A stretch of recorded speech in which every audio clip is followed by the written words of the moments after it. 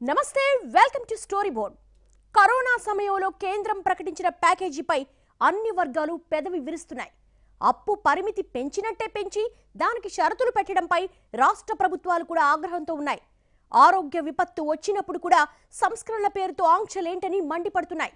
అయితే కేంద్రం మాత్రం బాధ్యతలు గుర్తు చేయడానికే షరతులు పెట్టామని చెబుతోంది. ఎఫ్ఆర్బిఎం చట్టంలో అసలేముంది? షరతులతో రాష్ట్రాలకు నష్టమేంటి? కేంద్రం వాదనలో వాస్తవమేంటి? ఈ విషయాలు ఇప్పుడు హాట్ టాపిక్ అయ్యాయి. కరోనా లాక్డౌన్తో ఆర్థిక వ్యవస్థ స్తంభించడంతో కేంద్రం సాయం చేయాలని రాష్ట్ర ప్రభుత్వాలు కోరాయి. దీంతో రాష్ట్రాల రుణ పరిమితి పెంచిన కేంద్రం దానికి సంస్కరణతో లింకు పెట్టింది. ఇలాంటి విపత్కర సమయంలో కూడా షరతులు పెట్టడంపై తీవ్ర విమర్శలు వస్తున్నాయి.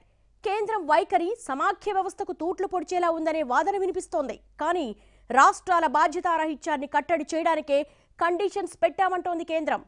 కరోనా వైరస్ ప్రభావంతో కేంద్ర ప్రభుత్వమే కాదు రాష్ట్రాలు కూడా నిధుల కొరతతో అల్లాడుతున్నాయి. సొంత ఆదాయం లేక, రుణాలు తీసుకునే వీలు లేక, లాక్డౌన్ ఎప్పుడు ముగుస్తుందో తెలియక సతమతమవుతున్నాయి. అయితే కేంద్రం ప్రకటించిన ఎఫ్ఆర్బిఎం రుణ పరిమితి పెంపుతో గొప్ప ఊరట దక్కుతుందని ఆర్థిక కష్టాల్లో ఉన్న పలు రాష్ట్రాలు భావించాయి. కానీ 2% అప్పు పరిమితి పెంచి దీనికి సంస్కరణలతో ముడిపెట్టడం వాటి ఆశలపై నీళ్లు చల్లినట్టయింది. చాలామంది ముఖ్యమంత్రులకు ఎఫ్ఆర్బిఎం పరిమితి పెంపుపై కేంద్రం వ్యవహరించిన శైలి రుచించటం లేదు. వీళ్లంతా పైకి మాట్లాడకపోయినా అంతర్గతంగా కేంద్ర ప్రభుత్వ తీరుపై కారాలు మిరియాలు నూరుతున్న పరిస్థితి ఉంది.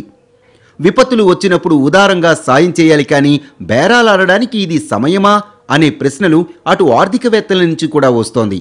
అయితే వీటికి కేంద్రం చెబుతున్న సమాధానం కూడా విచిత్రంగానే ఉంది. బాధ్యత లేకుండా ఖర్చులు చేస్తారని షరతులు పెట్టామని చెబుతోంది. కానీ ఈ వాదన అంత సమర్థనీయం కాదనే వారే ఎక్కువగా కనిపిస్తున్నారు.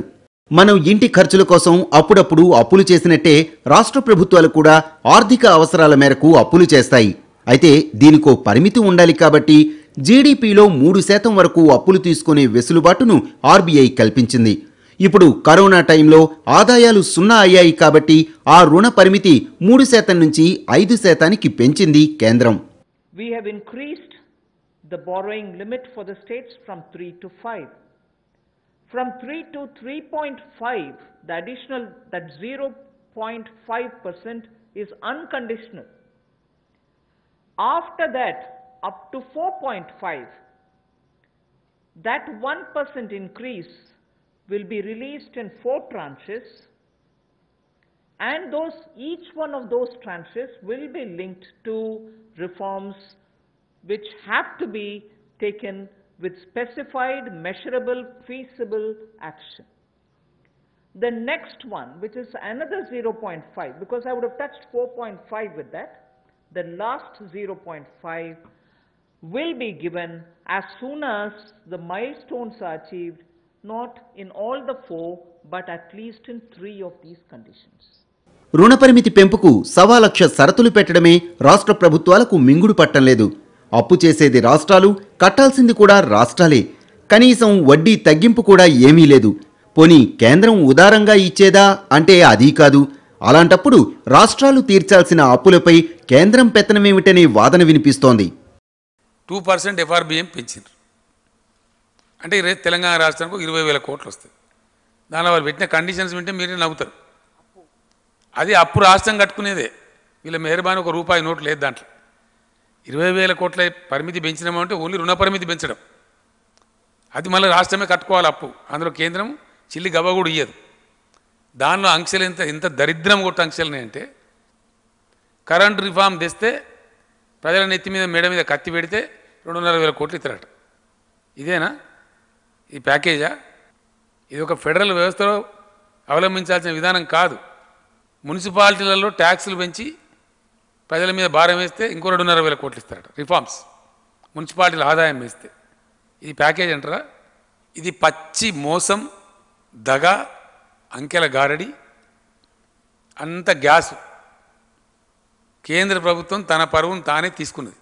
కరోనా కష్టాలు మొదలైనప్పటి నుంచి ఆర్థిక విధాన సహాయం కోసం వివిధ రాష్ట్ర ప్రభుత్వాలు కేంద్రాన్ని అభ్యర్థిస్తూ వచ్చాయి. ముఖ్యమంత్రుల వీడియో కాన్ఫరెన్స్లో కూడా చాలాసార్లు పలువురు సీఎంలు ఈ విషయం ప్రస్తావించారు. కానీ కేంద్రం నుంచి స్పందన రాలేదు. ఎట్టకేలకు ప్యాకేజీ ప్రకటనలో భాగంగా ఎఫ్ఆర్బిఎం పరిమితి పెంపు రాష్ట్రాలకు ఊరటే. అయినా ప్రతి 0.5% హెచ్చింపుకు ఒక షరతు పెట్టడం రాష్ట్రాలకు తలనొప్పిగా మారింది. రుణ సేకరణ పరిమితిని పెంచేందుకు షరతులు పెట్టడం రాష్ట్రాలకు గౌరవప్రదమైన విషయం కాదు. ఆ విషయం దగ్గరే రాష్ట్రాలు కేంద్రంపై మండిపడుతున్నాయి. షరతుల విధానం రాష్ట్రాల ఆత్మగౌరవాన్ని భంగపరిచే విధంగా ఉంది. ఈ షరతుల్లో వివాదాస్పద విద్యుత్ సంస్కరణలను కూడా చేర్చడం పుండు మీద కారం చల్లటమనే అభిప్రాయం వ్యక్తమవుతోంది. కేంద్ర ప్రభుత్వం చూస్తా ఉంటే ఏ రకమైన స్పందన కూడా రాలేదు కేంద్రం నుంచి. కేవలం 5 కిలోల బియ్యం ఇచ్చి ఊరుకున్నదే తప్ప పేదల విషయంలో తగిన సహకారం ఇవాళ కేంద్ర ప్రభుత్వం నుంచి రావడం లేదు. అప్పు తీసుకోమన్నారు, ఆ అప్పు కూడా షరతులు పెట్టింది కేంద్ర ప్రభుత్వం. ఇప్పుడు ఇలాంటి కష్టకాలంలో షరతులు పెట్టవచ్చా? ఇప్పుడు కావాల్సింది ఆర్థిక వ్యవస్థ దెబ్బతిన్నది కనుక ఆర్థిక వ్యవస్థలో కొంత మార్పు రావాలి, కొంత మనీ అనేది మార్కెట్లోకి రావాలి. కానీ ఇప్పుడు కూడా షరతులు పెట్టి రాష్ట్రాల మీద ఒత్తిడి పెట్టేటి కొన్ని రుద్దేటువంటి ప్రయత్నం ఇవాళ కేంద్ర ప్రభుత్వం చేస్తా ఉంది. నిజానికి కరోనా పరిస్థితి నెలకొన్నప్పటి నుంచి కేంద్రం అనుసరిస్తున్న తీరు సరిగా లేదని పరిశీలకులు గుర్తిస్తూ ఉన్నారు. ప్రత్యేక పరిస్థితులను అనువుగా తీసుకొని రాష్ట్రాలకు దిశానిర్దేశం చేసే పేరిట ఆదేశాలు ఇస్తోందన్న భావన నెలకొంది.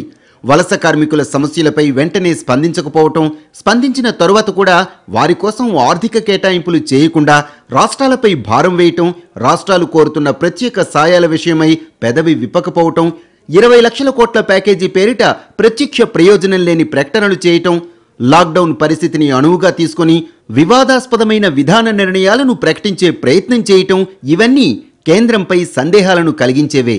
కరోనా మహమ్మారి కన్నా ముందు నుంచే అనేక రాష్ట్రాలు ఆర్థిక ఒత్తిడిని ఎదుర్కొంటున్నాయి. అయినా దీర్ఘకాలిక ప్రయోజనాల దృష్ట్యా ఆయా రాష్ట్రాలు అనేక అభివృద్ధి సంక్షేమ కార్యక్రమాలను అమలు చేస్తున్నాయి. ఈ పరిస్థితుల్లో కేంద్రం ఉదారంగా నిధులిచ్చి ఆదుకోవటమే కాదు, జీఎస్టీ తదితర పన్నుల్లో రాష్ట్రాలకు దక్కాల్సిన వాటాను అందించి సహకరించాలి. కానీ అదేమీ పట్టించుకోకుండా రాష్ట్రాలు రుణాలు సమీకరించుకునేందుకు వీలుగా ఎఫ్ఆర్బిఎం పరిమితిని పెంచుతున్నట్లు ప్రకటించి చేతులు దులిపేసుకుంది. దీంతో అన్ని వైపుల నుంచి విమర్శల వర్షం కురుస్తోంది. అయితే కేంద్రం మాత్రం తాము బాధ్యతగానే వ్యవహరించామని చెప్పుకొస్తోంది.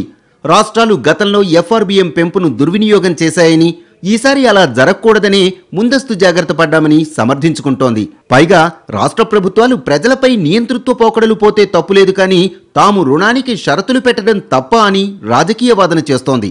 3% ఏదైతే ఎఫ్ఆర్బిఎం కింద కేంద్ర ప్రభుత్వం రాష్ట్రాలు లోన్ తీసుకోవాలని చెప్తే, మరి అందులో 75% రుణం పొందేందుకు కేంద్రం అనుమతి ఇచ్చినప్పటికీ కూడా 14% మాత్రమే ఇప్పటికి వాడుకున్నారు. ఇంకా 86% 3% ఎఫ్ఆర్బిఎం ఉందో దాంట్లోనే ఇంకా 86% అనేక రాష్ట్రాలు కూడా డబ్బులు ఉపయోగించుకోలేదు.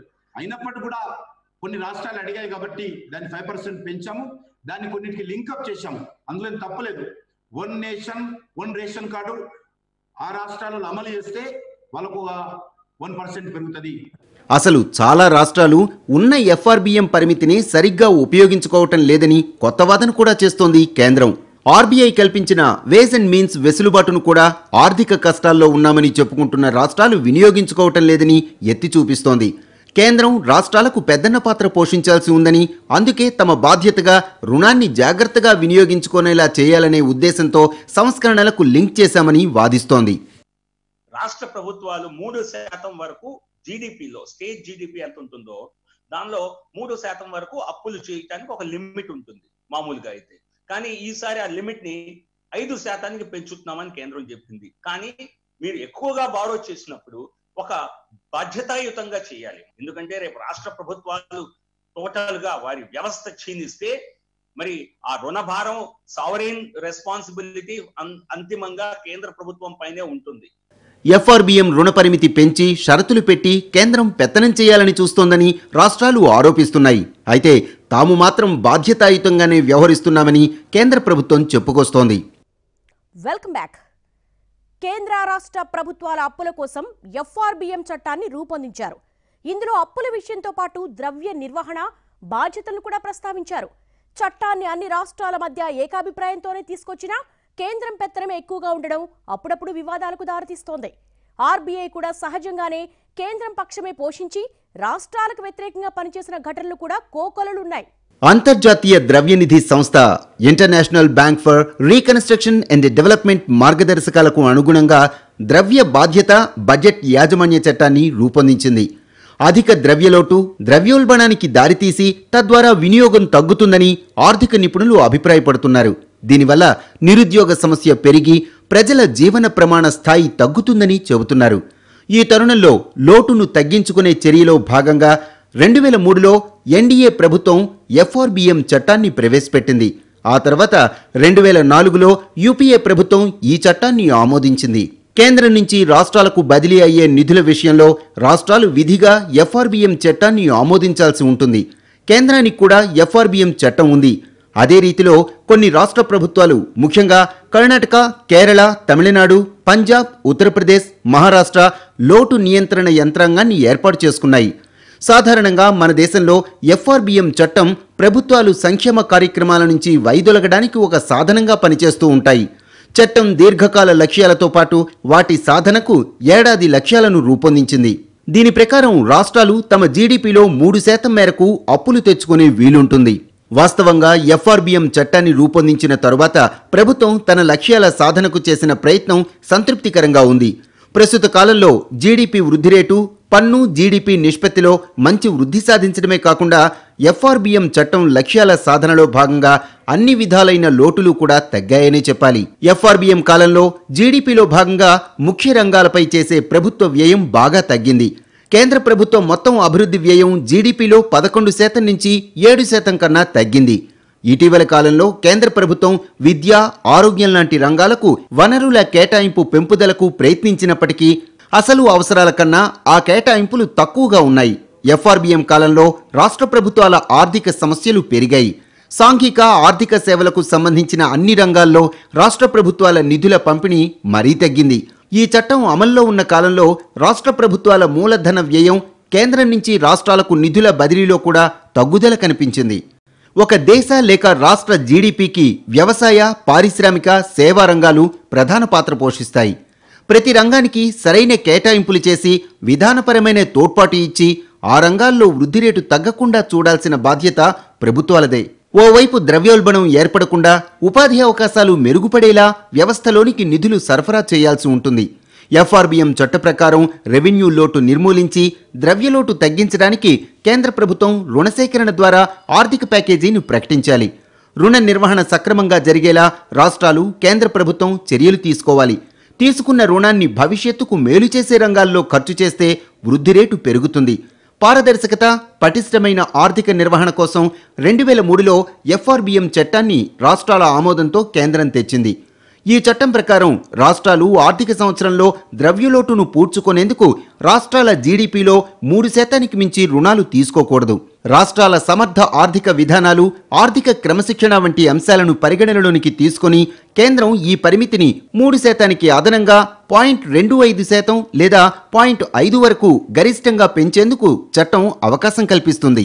రాష్ట్రాలు కానీ కేంద్రంలో కానీ బడ్జెట్ను చాలా సమర్థవంతంగా, చాలా జాగ్రత్తగా నిర్వహించాల్సిన అవసరం ఉంది అని గుర్తించడం వల్ల ముఖ్యంగా ద్రవ్యలోటు అనేది, ఫిజికల్ డెఫిసిట్ అనేది తగ్గించుకోవడానికి వీలుగా ఉండడానికి దీన్ని తీసుకొచ్చారు. అయితే ఫిజికల్ డెఫిసిట్ అనేది ఎప్పుడు కూడా మన ప్రభుత్వానికి ఒక భూతంలాగా కనిపిస్తూ ఉంటుంది. నిజానికి ఫిజికల్ డెఫిసిట్ అనేది సక్రమంగా వాడుకుంటే బడ్జెట్ వితరణలు కానివ్వండి, అభివృద్ధి ప్రణాళిక కానీ సరి అయిన దృక్పథంలో ఉండి సరి అయిన రీతిలో ముందుకు పోతే అసలు నిజానికి ఫిజికల్ డెఫిసిట్ అనేది అసలు భయం కానే కాదు. ఎఫ్ఆర్బిఎం పరిమితిలోని రుణాలు రాష్ట్రాల బడ్జెట్ పరిధిలో ఉంటాయి.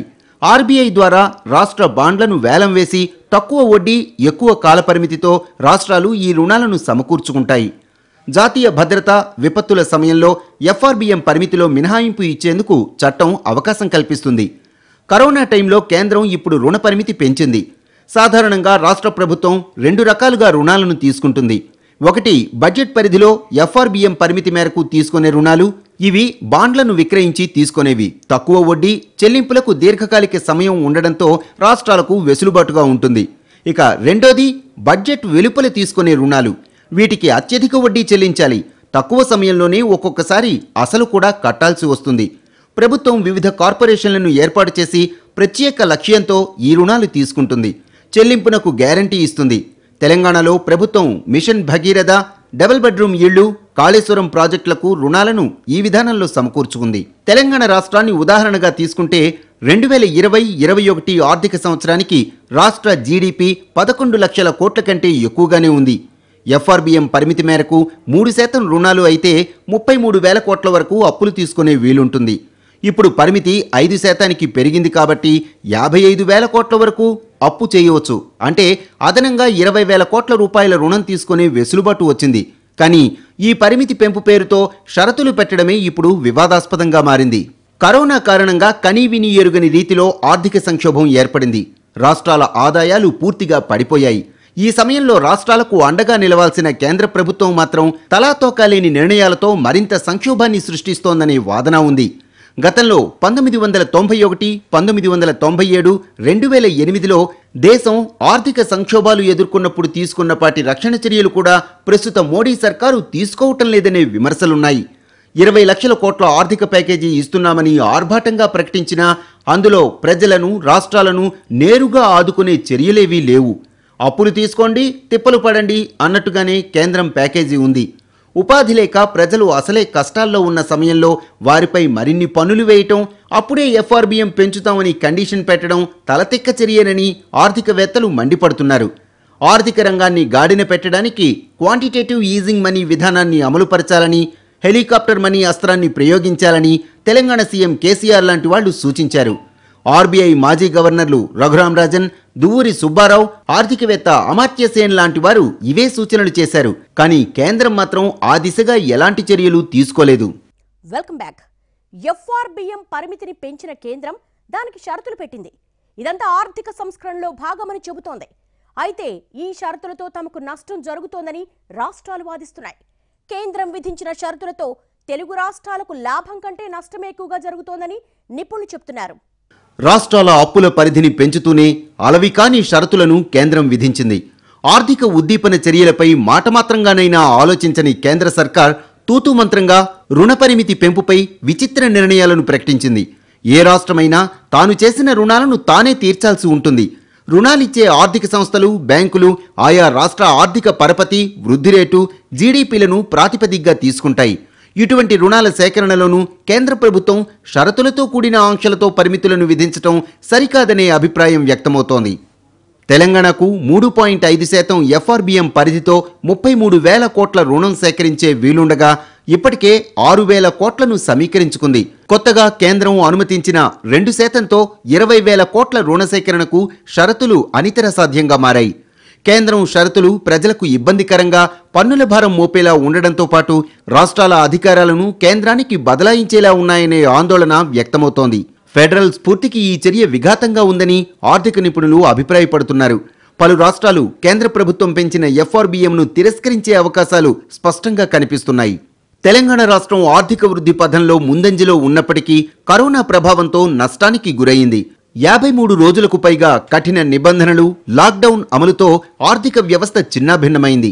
ఈ సమయంలో అన్ని రాష్ట్రాలు తమ జీడీపీలో 5% రుణాలు తీసుకునేలా కేంద్ర ప్రభుత్వం ఎఫ్ఆర్బిఎం పరిధిని పెంచింది. ఈ పెంపు వర్తింపుకు 4 రకాల షరతులను విధించిన కేంద్రం రాష్ట్రాలు వాటిని తప్పనిసరిగా సాధించాలని పేర్కొంది. ఎటువంటి షరతులు లేకుండా 3.5% రుణాలకు అవకాశమిచ్చిన కేంద్రం మిగిలిన 1.5% పొందడానికి మెలికపెట్టింది. రేషన్ కార్డులు దేశమంతటా ఎక్కడైనా చెల్లుబాటయ్యేలా చూడాలని, ఈజ్ ఆఫ్ డూయింగ్ బిజినెస్లో ప్రగతి సాధించాలని, విద్యుత్ పంపిణీని కేంద్ర ఆదేశాల మేరకు ప్రైవేటీకరించాలని, పట్టణాలు, మున్సిపాలిటీలలో రాబడి పెంపునకు కొత్తగా పన్నులు పెంచాలని ఆదేశించింది. ఇవన్నీ చేస్తే ఒక్కో అంశానికి గాను 0.25% చొప్పున రుణ పరిమితి పెంచేందుకు కేంద్రం ఆమోదించింది. మిగతా 0.50% రుణం సాధించాలంటే కేంద్ర షరతుల్లోని 4/3 ఖచ్చితంగా ప్రోగ్రెస్ చూపించాల్సి ఉంటుంది. ఇవే కాకుండా పాత నిబంధనల ప్రకారం ఆర్థిక సంఘం సిఫారసు చేసిన అంశాలను, నిర్దిష్ట సంస్కరణలను అమలు చేయాల్సి ఉంటుంది. 14వ ఆర్థిక సంఘం నిర్దేశించిన షరతుల్లో రెవెన్యూ మిగులును సాధించటం, వడ్డీ చెల్లింపులు గరిష్ట శాతానికి మించకుండా ఉండటం, జీఎస్డీపీలో అప్పుల శాతం 25%కి మించకుండా ఉండటం వంటి అంశాల్లోనూ తెలంగాణ అద్భుత సూచీలను సాధించింది. కీలకమైన 9 అంశాలను పరిగణనలోనికి తీసుకున్న కేంద్రం ఎఫ్ఆర్బిఎం పరిమితి 3 నుంచి 3.5%కి పెంచింది. అత్యంత తక్కువ అప్పులు ఉన్న రాష్ట్రాల్లో కూడా తెలంగాణ దేశంలోనే 2వ స్థానంలో ఉంది. తెలంగాణ లాంటి ప్రగతిశీల రాష్ట్రమే కేంద్రం షరతులతో ఇబ్బందులు పడుతుంటే ఇక ఏపీ లాంటి అప్పుల ఊబిలో కూరుకుపోయిన రాష్ట్రాల గురించి వేరే చెప్పనక్కర్లేదని నిపుణులు అంటున్నారు. ముఖ్యంగా ఏపీ పరిస్థితి ఇప్పటికే దారుణంగా ఉంది. ఉద్యోగుల జీతాలు, ప్రభుత్వ పథకాల అమలుకే అప్పులు చేయాల్సిన పరిస్థితి ఉంది. అలాంటప్పుడు కరోనా కారణంగా ఒక్కసారిగా వచ్చిపడ్డ ఎక్కువ ఖర్చులతో రాష్ట్ర ప్రభుత్వం ఉక్కిరిబిక్కిరవుతోంది. అందుకే ప్రధానితో సీఎంల వీడియో కాన్ఫరెన్స్ జరిగిన ప్రతిసారి ఆర్థిక సాయం కోసం జగన్ ప్రధానమంత్రిని అభ్యర్థించారు. అయితే కేంద్రం ఉదార సాయం చేయకపోగా ఎఫ్ఆర్బిఎం పరిమితి పెంచినట్టే పెంచి షరతులు పెట్టడాన్ని ఏపీ కూడా ఇబ్బందికరంగానే భావిస్తోంది. సంస్కరణలు తీసుకొస్తారు. మీరు మొదటి సంస్కరణ తీసుకొస్తే పావు భాగం, రెండవ సంస్కరణ తీసుకొస్తే ఇంకో పావు భాగం. అంటే ఏమిటి? ఈ సంస్కరణలు నిర్ణయించింది ఎవరు? ఈ సంస్కరణలు నిర్ణయించినప్పుడు మీరు రాష్ట్ర ప్రభుత్వాన్ని సంప్రదించారా? కేంద్ర ప్రభుత్వం తనంతట తానుగానే తన సొంత నిర్ణయాన్ని రాష్ట్రాలపైన రుద్దే ముందు మరి వాటిని ఆ రాష్ట్రాలని కూడా సంప్రదించాలి కదా. సంప్రదించకుండా తామే తీసేది ఒక రకమైన ఆటోక్రసీ, అంటే ఒక రకమైన మన నియంతృత్వ పద్ధతి. ఆ నియంతృత్వ పద్ధతిని తీసుకొస్తున్నారా? కేంద్రం పెట్టిన షరతులు తెలుగు రాష్ట్రాలకు ఆచరణ సాధ్యం కాదనే వాదనలున్నాయి. కొన్ని సంస్కరణలు ఇప్పటికే అమలవుతున్నాయని కూడా చెబుతున్నారు. One nation one ration card అమలుకు ఓకే, కానీ తెలుగు రాష్ట్రాల్లో రేషన్ ఆహార ధాన్యాల ధరలు నామమాత్రం, పైగా కోటా ఎక్కువ. అయినా దీన్ని అమలు చేయవచ్చన్న అభిప్రాయాలున్నాయి. స్థానిక సంస్థల ఆదాయాల క్రమబద్ధీకరణ కూడా చేయవచ్చునని అంటున్నారు. కానీ పన్నుల పెంపుతో ప్రజల నుంచి వచ్చే వ్యతిరేకతను హ్యాండిల్ చేయటం కత్తిమీద సాము కానుంది. ఇక 2 తెలుగు రాష్ట్రాలు కూడా ఈజ్ ఆఫ్ డూయింగ్ బిజినెస్ పాయింట్లలో ముందంజలోనే ఉన్నాయి. అయితే విద్యుత్ సంస్కరణల దగ్గర మెలికపడింది. ఫ్రాంచైజీ పద్ధతి ప్రవేశపెట్టాలని కేంద్రం చెబుతోంది. ప్రతిపాదిత కొత్త చట్టంలోనూ అదే పేర్కొంది. దీన్ని రాష్ట్రాలు తీవ్రంగా వ్యతిరేకిస్తున్నాయి. ఓవైపు కొత్త విద్యుత్ బిల్లు ముసాయిదాను రాష్ట్రాల పరిశీలనకు పంపిన కేంద్రం మళ్లీ ఆ బిల్లులోని అంశాలనే అప్పు చేయడానికి షరతుగా పెట్టడం పచ్చి మోసమని విశ్లేషకులు అభిప్రాయపడుతున్నారు. కేంద్ర ప్రభుత్వానికి ఒక్కదానికే మ్యాండేట్ లేదు. కేంద్ర ప్రభుత్వంతో పాటు రాష్ట్ర ప్రభుత్వాలకు కూడా ప్రజలు ఓట్లేశారు. చాలా సందర్భాల్లో కేంద్ర ప్రభుత్వంలో ఒక పార్టీకి ఓటేసిన వాళ్ళు రాష్ట్రంలో వేరే పార్టీకి ఓటేస్తున్న సందర్భాలు ఉన్నాయి.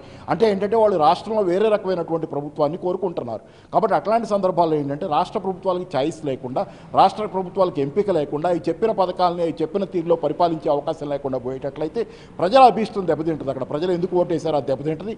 కాబట్టి ప్రధానంగా రాష్ట్ర ప్రభుత్వాలకి ఈ వెసులుబాటు పోవడం అనేది స్టీమ్ రోలింగ్ లాగా, అంటే దేశం మొత్తాన్ని ఒకే ఇదిగా సాఫీ చదువు చేయాలనే ఆలోచన కేంద్ర ప్రభుత్వం చేయటం చాలా తప్పు. ఎందుకంటే కేరళ లాంటి రాష్ట్రాలు కానీ, తమిళనాడు కానీ, లేకపోతే తెలంగాణ కానీ, ఆంధ్రప్రదేశ్ కానీ ఈ రాష్ట్రాల్లో ఉన్న సంక్షేమ పథకాలు, ఉదాహరణ చాలా రాష్ట్రాల్లో ఇక్కడ ఏంటంటే విద్యుత్ శక్తిని రైతులకి ఉచితంగా ఇవ్వటం వ్యవసాయం కోసం. అట్లాంటి ఇప్పుడు డిస్కామ్లో సంస్కరణలు చేసేటట్లయితే, విద్యుత్ సంస్కరణలు చేసేటట్లయితే రైతాంగానికి ఉచిత విద్యుత్ శక్తి లభిస్తుంది అనే ప్రశ్న మిగిలి ఉంటుంది. కాబట్టి ఈ ప్రయత్నాలన్నీ కేవలం ఏంటంటే ప్రజల మీద భారాలను పెంచే. దేశంలో ఉత్తరాది రాష్ట్రాలతో పోలిస్తే దక్షిణాది రాష్ట్రాలు మొదట్నుంచి అద్భుతమైన ప్రగతి సాధిస్తున్నాయి. తెలుగు రాష్ట్రాలు కూడా ప్రజల జీవన ప్రమాణాలు పెంచటం, ఉద్యోగ కల్పన, ఈజ్ ఆఫ్ డూయింగ్ బిజినెస్, సంక్షేమంలో ముందంజలోనే ఉన్నాయి. ప్రగతిలో ముందున్న రాష్ట్రాలకు చేయూతనివ్వాల్సిన కేంద్రం ముందరికాళ్లకు బంధాలు వేసే పనిచేస్తోందని రాష్ట్రాలు ఆరోపిస్తున్నాయి. ఓవైపు సహకార సమాఖ్య వ్యవస్థ అని చెబుతూనే మరోవైపు పెత్తందారీ పోకడలకు పోతోందని అంటున్నాయి. రాష్ట్ర ప్రభుత్వాలకు కూడా కేంద్రంలాగే స్వయం ప్రతిపత్తి ఉందనే సంగతి మరిచిపోయి ముఖ్యమంత్రుల్ని తాబేదారులుగా చూస్తున్నాయనే వాదన వినిపిస్తోంది. ఎవరేం చెప్పినా కేంద్రం మాత్రం తన విధానాలు మార్చుకోవటం లేదు. ఢిల్లీ పీఠం ఎవరు ఎక్కినా రాష్ట్రాలపై పెత్తనం చేయటానికే చూస్తున్నారు, కానీ సహకార సమాఖ్య విధానాన్ని ఎవరూ ఫాలో కావటం లేదు. అదేమంటే రాష్ట్రాలు విచ్చలవిడిగా సంక్షేమ పథకాలు అమలు చేస్తున్నాయని, కేంద్రమే ఆర్థిక క్రమశిక్షణ పాటిస్తోందని కబుర్లు చెబుతున్నాయి. ఎప్పుడు ఏ రూపంలో అవకాశం వచ్చినా రాష్ట్రాలపై ఎలా పెత్తనం చేయాలని కేంద్రం ఆలోచిస్తోంది. సాధారణ పరిస్థితుల సంగతి పక్కన పెడితే ఆరోగ్య విపత్తులు వచ్చినప్పుడు కూడా అలాగే వ్యవహరించడాన్ని ఇప్పుడు అందరూ తప్పుబడుతున్నారు. కరోనా లాంటి సంక్షోభ సమయంలో ఉదారంగా సాయం చేయాల్సింది పోయి రాష్ట్రాల నడ్డి విరగ్గొట్టేలా షరతులు పెడుతూ కేంద్రం మానవీయ కోణం లేకుండా వ్యవహరిస్తోందనే విమర్శలున్నాయి. కేంద్రం ఈ షరతుల్ని ఏ పేరుతో సమర్థించుకున్నా ఇది తప్పకుండా బాధ్యతారాహిత్యమేననేది ఆర్థిక నిపుణుల వాదన. ఇది వాళ్ళ స్టోరీ బోర్డ్. మరో అంశంతో మళ్ళీ కలుద్దాం. నమస్తే.